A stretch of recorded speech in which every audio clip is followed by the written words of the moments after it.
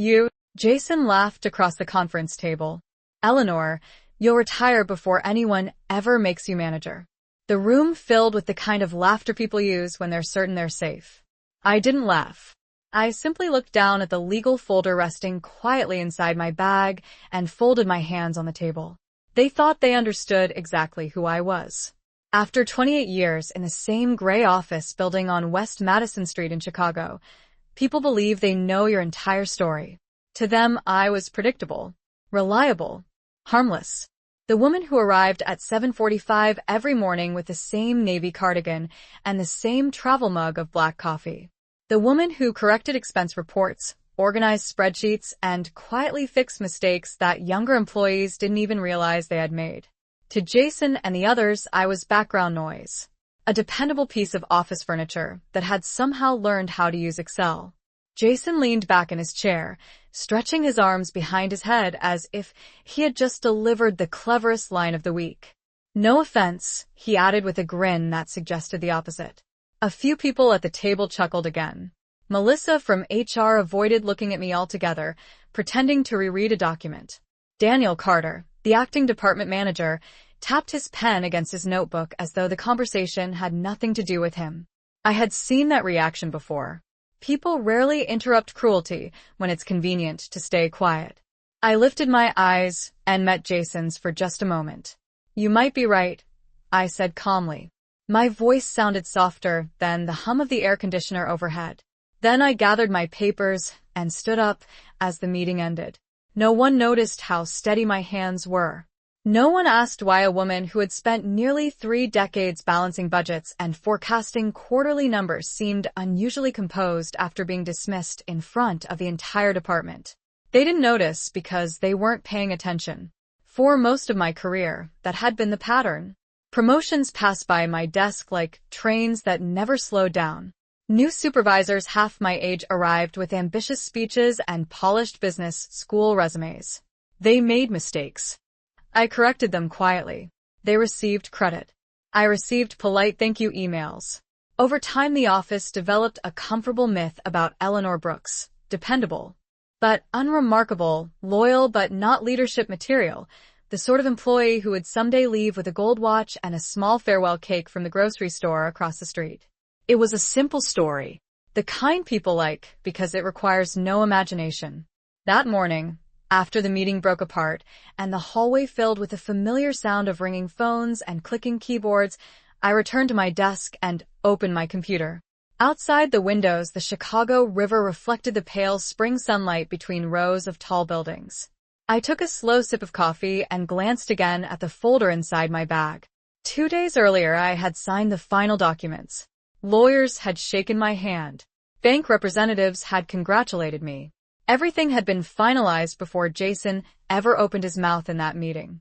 None of my coworkers knew that the quiet woman they had been laughing at now owned every floor of the building we were sitting in. They didn't know because I hadn't told them. And for the moment, I preferred it that way. I have learned that offices run on habits more than talent. People sit in the same chairs, complain about the same deadlines, and repeat the same small conversations every morning. At 9:15, someone always complains about traffic on Interstate 90.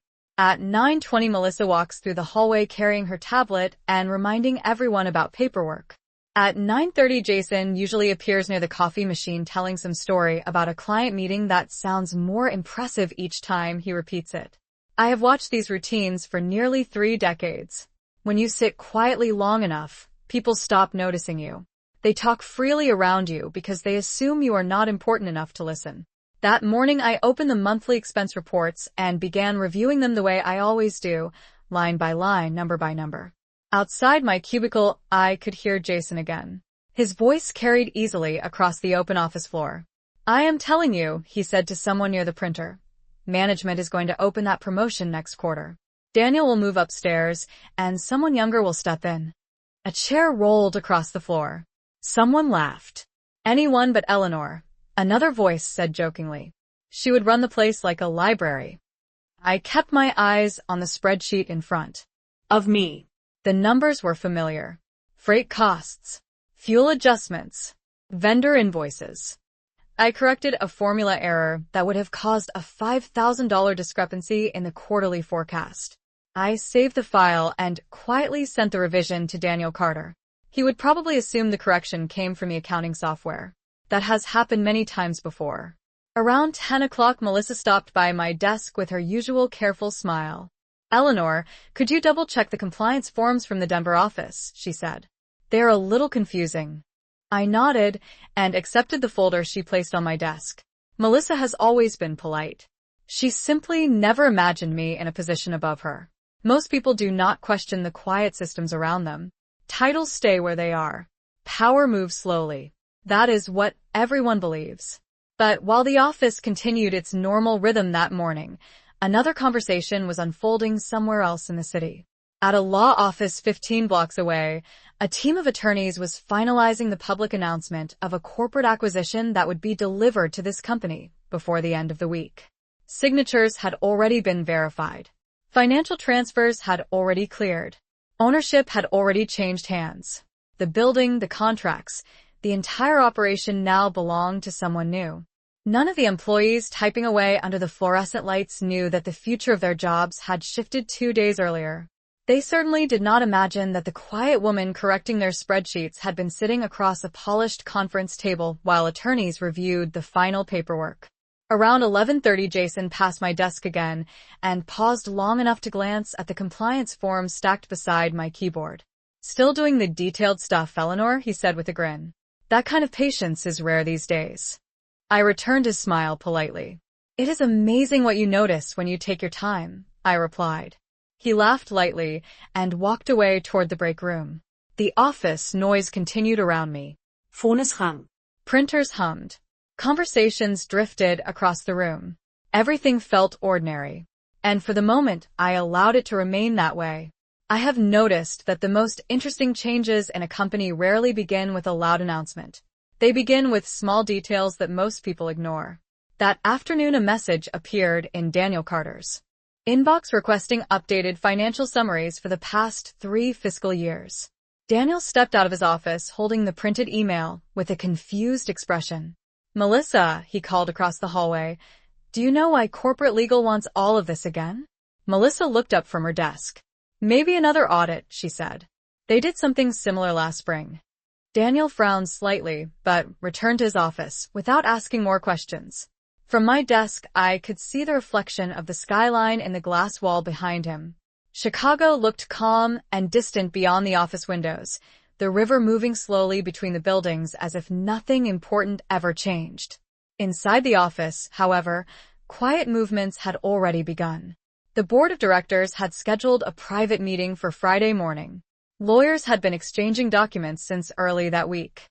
Financial institutions had completed transfers that most employees would never hear about until everything was final. Yet the office continued its routine as if the future had not already shifted. Around 1 o'clock, the smell of reheated pasta drifted from the break room microwave. Jason leaned against the counter talking with 2 members of the sales team. "You know what this place needs," he said confidently. "Someone with energy running things. The market is changing, and we are stuck with people who still print spreadsheets."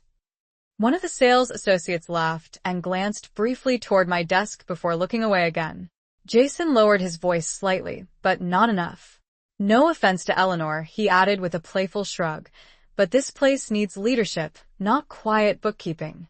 The conversation ended with a few more chuckles before they returned to their desks. I continued reviewing the Denver compliance forms Melissa had given me earlier. The numbers lined up perfectly once the missing documentation was added. I attached the corrected report to an email and sent it to the legal department that had requested additional financial verification earlier that morning. Within 3 minutes, my phone buzzed softly with a reply thanking me for the accuracy and speed. That message came from a law firm downtown that Jason had never heard of. He would probably assume it was routine paperwork if he saw it. The truth was that every number being reviewed that week had already been studied during negotiations that ended 2 days earlier.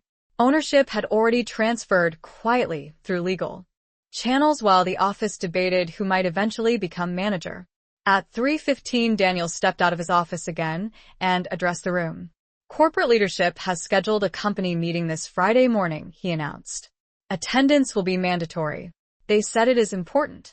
The employees exchanged curious glances, but quickly returned to their work. Meetings happened often in companies like this. New policies, budget adjustments, organizational changes. People assumed this was another one of those routine updates. Jason leaned back in his chair and rolled it slightly toward my desk. Maybe they're finally announcing that promotion, he joked lightly. I looked up from my computer and gave him the same polite smile I had given him earlier that morning. Perhaps, I said quietly.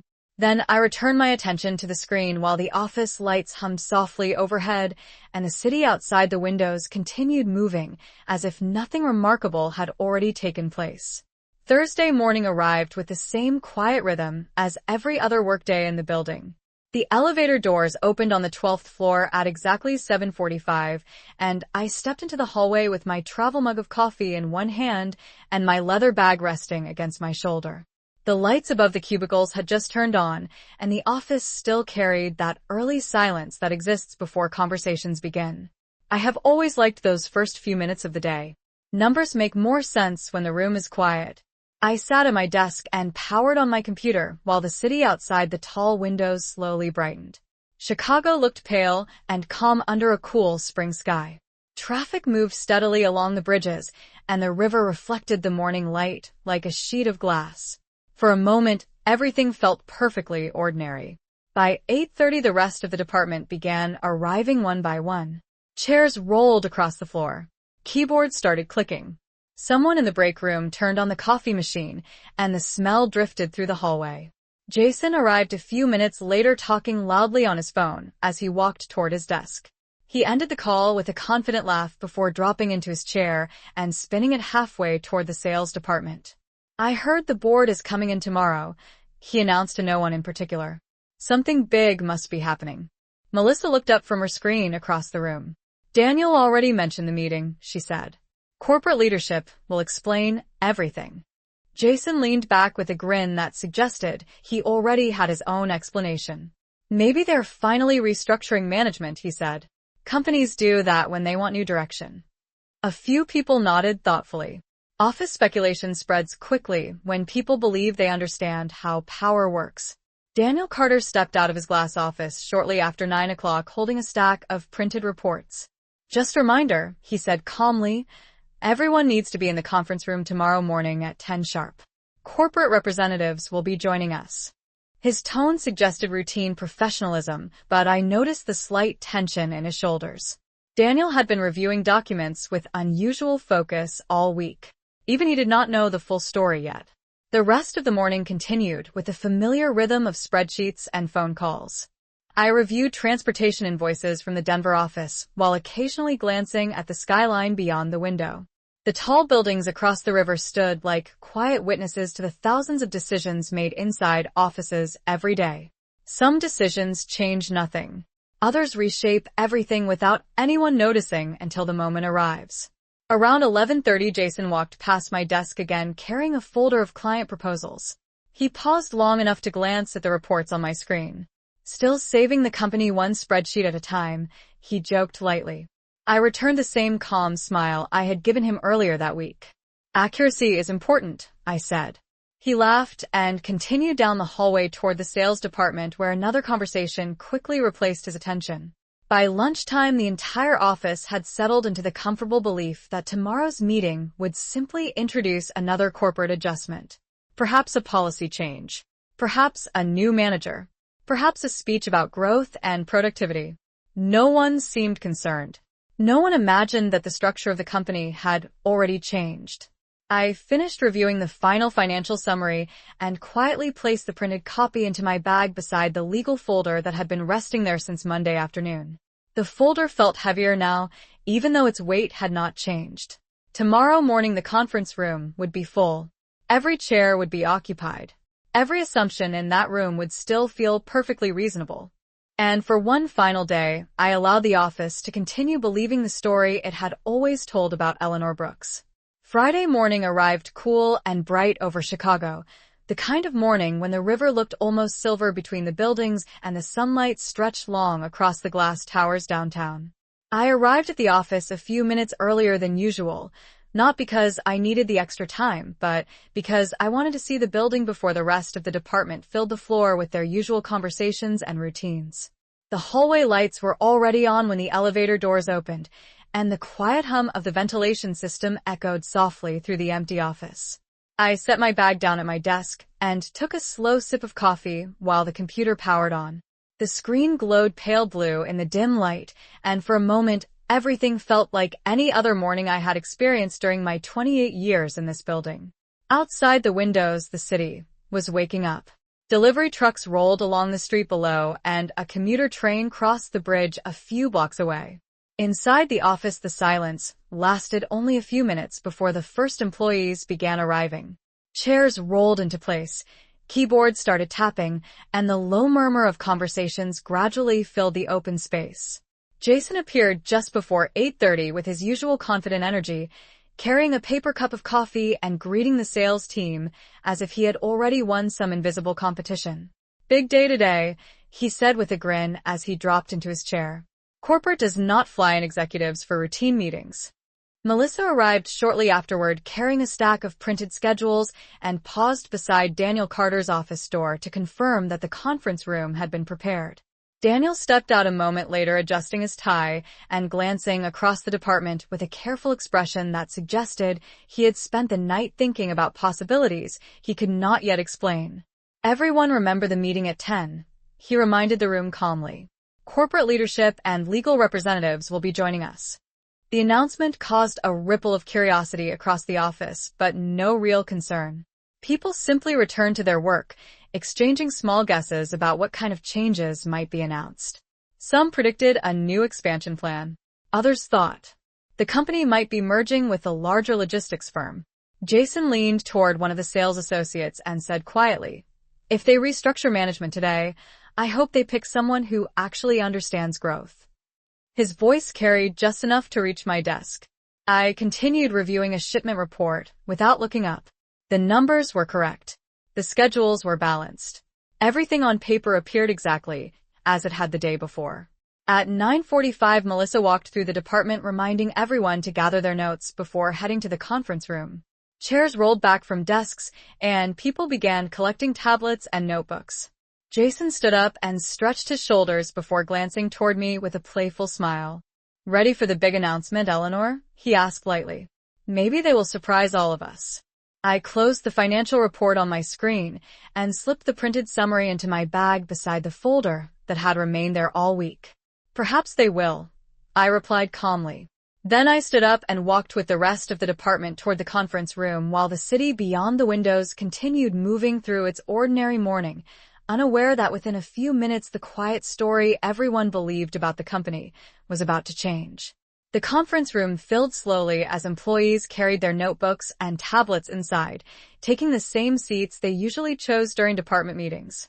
The long glass wall overlooked the river, and the tall buildings across the water reflected the pale sunlight of the late morning. Daniel Carter stood near the front of the room beside the large screen mounted on the wall, reviewing a printed agenda with the careful expression of someone who wanted to appear confident even though he did not yet know exactly what would be announced. Melissa sat near the center of the table organizing attendance sheets, while the sales team gathered along the far side of the room speaking quietly among themselves. Jason entered last, holding a fresh cup of coffee and scanning the room with the relaxed confidence he carried everywhere. He chose a chair near the front and leaned back comfortably, crossing one leg over the other as if he expected the meeting to confirm his predictions about the future of the company. I took a seat near the middle of the table and placed my bag quietly on the floor, beside my chair. From where I sat, I could see the entire room, the long polished table, the chairs filling one by one, and the wide windows showing the calm movement of the city outside. At exactly 10 o'clock, the door opened and 3 unfamiliar people stepped into the room.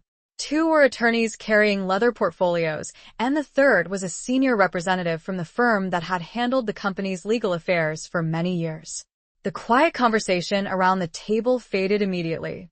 Daniel greeted them politely and gestured toward the front of the room. "Thank you for coming," he said. "Everyone from the department is here." One of the attorneys placed a thin stack of documents on the table and connected a laptop to the large screen. The logo of the company appeared briefly before being replaced by a simple slide that read corporate ownership update. A soft murmur moved across the room as employees exchanged curious glances. Jason leaned slightly toward the sales associate beside him and whispered something that caused a small grin to spread across his face. I remained still, resting my hands lightly on the table while the attorney began speaking in a calm, professional voice. He explained that the board of directors had recently finalized an agreement regarding the future of the company and that the decision had been made after careful financial review and consultation with investment partners. The words were formal and measured, but the meaning was simple. Ownership had changed. The attorney paused for a moment before continuing. Effective immediately, he said clearly, Carter and Hale Logistics will operate under new ownership. The room fell silent. Several employees shifted in their chairs while Daniel glanced briefly toward the screen with visible surprise. Jason sat upright now, his relaxed posture replaced by curiosity. Someone near the end of the table asked quietly who the new owner was.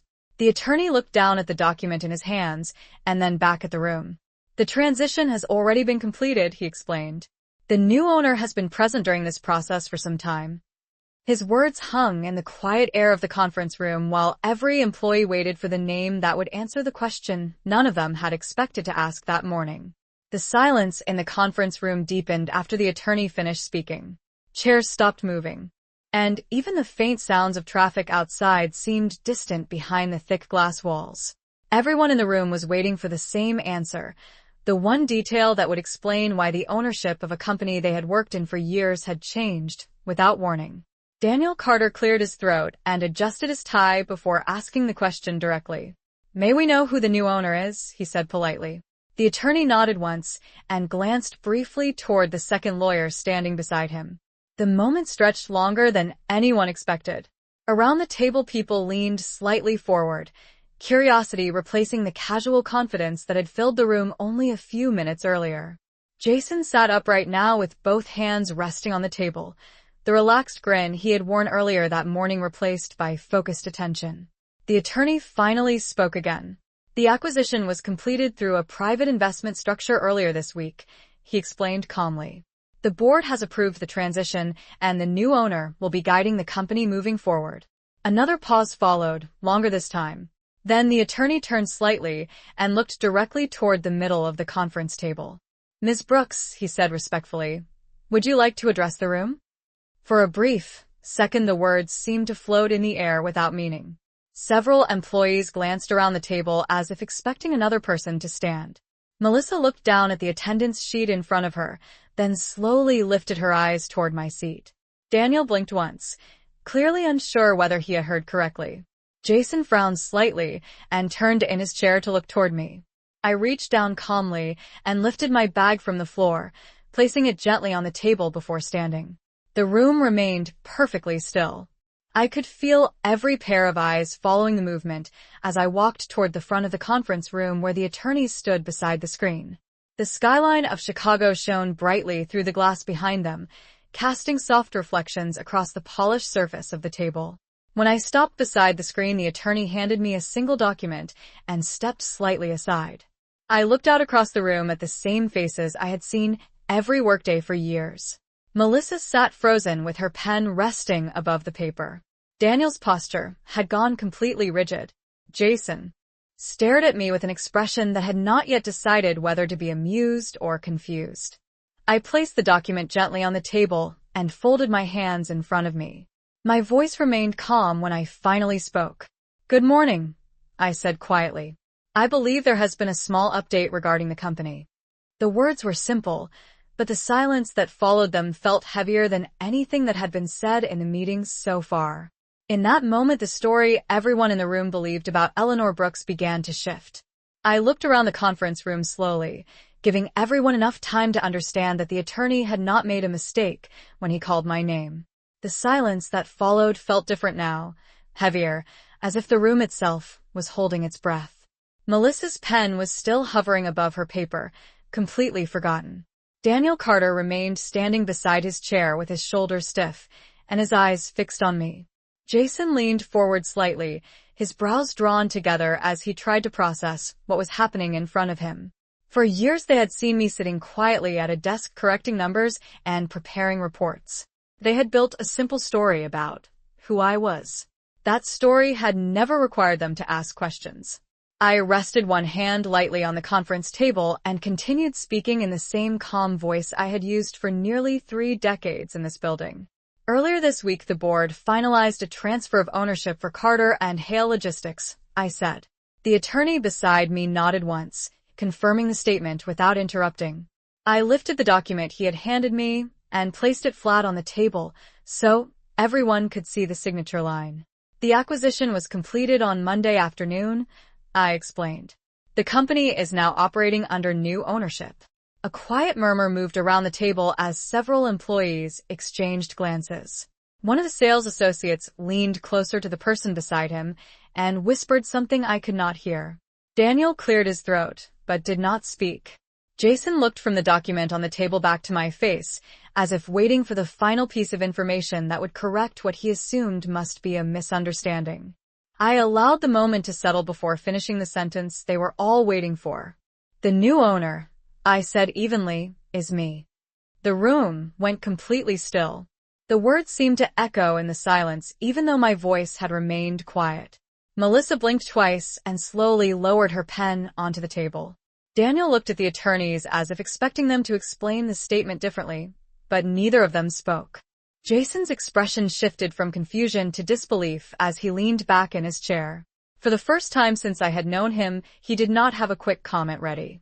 I folded my hands calmly and continued speaking before the shock in the room could turn into questions shouted all at once. Over the past several months, I worked with the board and a private investment group to review the financial condition of the company, I said. When the opportunity for acquisition became available earlier this year, I chose to move forward with the purchase. I paused briefly and looked around the room again, meeting the eyes of people who had worked beside me for years without ever imagining this possibility. The transition is already complete, I added. Starting today, I will be overseeing the direction of the company moving forward. The conference room remained silent for another long moment while the meaning of those words slowly settled over every person seated at the table. I allowed the silence to remain for a moment because sometimes people understand the truth better when it is not rushed. Around the conference table, I could see the same expressions shifting slowly from disbelief to realization. Melissa looked down at the document again, as if the printed words might change if she studied them long enough. Daniel Carter finally sat down in his chair, the confidence he had carried into the meeting replaced by quiet concentration. Jason remained still for several seconds, staring at me with the kind of expression people have when a familiar story suddenly stops making sense. I did not raise my voice or rush my words. There was no reason to. I know this announcement is unexpected, I said calmly. Most transitions like this are. I rested one hand lightly on the back of the chair beside me and continued speaking in the same steady tone I had used for years while explaining financial reports. For 28 years, I have worked inside this company. During that time, I have seen every stage of its growth. I have also seen the challenges that come with rapid change in the logistics industry. That experience is one of the reasons I chose to move forward when the board offered the opportunity for acquisition. The attorney beside me nodded slightly while several employees exchanged glances across the table. The room was still quiet, but the silence had changed. It no longer carried confusion. It carried attention. Over the next few weeks, we will review operations and make careful adjustments where necessary, I continued. Our goal will remain the same as it has always been. Reliable service, accurate planning, and strong partnerships with our clients across the country. I paused briefly and looked around the room again. Some of the tension in people's shoulders had begun to ease now that they realized the company would continue operating normally. Most of you will continue in your current roles, I added. Your experience and knowledge are valuable to the success of this organization. I noticed Melissa relax slightly at those words, her shoulders lowering as she set her pen down. Daniel gave a small nod, as if acknowledging the statement. Then my eyes moved toward Jason for a moment. He was still watching me closely, his earlier confidence replaced by something more careful. I allowed a small, polite smile before finishing my thought. However, I said gently, Leadership always requires responsibility as well as confidence. In the coming weeks, we will evaluate management positions carefully to ensure that every role supports the direction of the company. The message was clear without needing to be dramatic. After a moment, Daniel stood and cleared his throat. "Thank you for the clarification," he said respectfully.